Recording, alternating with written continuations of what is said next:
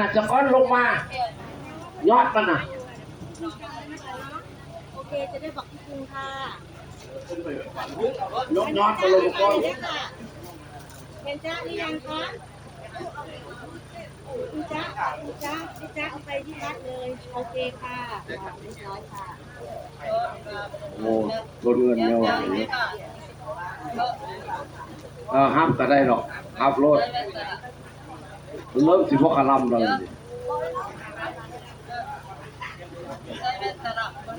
นี่ข้าแต่ขาลำอยู่ในบ่ได้เอายอด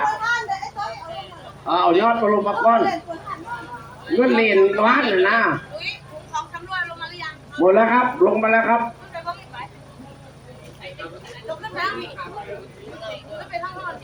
บ้านเอาไปทาอยู่รถเลยทาอยู่ห้องนี่ก็ได้เหรอวะสุกัญญานั่นไหลเอาเท่าขีบลงมาก่อนผ้าห่มเราไหมผ้าห่มน่ะ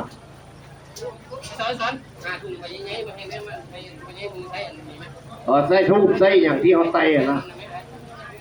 ผ้าห่มเอาไปนั่นไว้อย่าฝาเอาขึ้นเอาหีบขึ้นก่อนท้ายหีบถุงดำเห็นบ่แล้วบ่น่ะใคร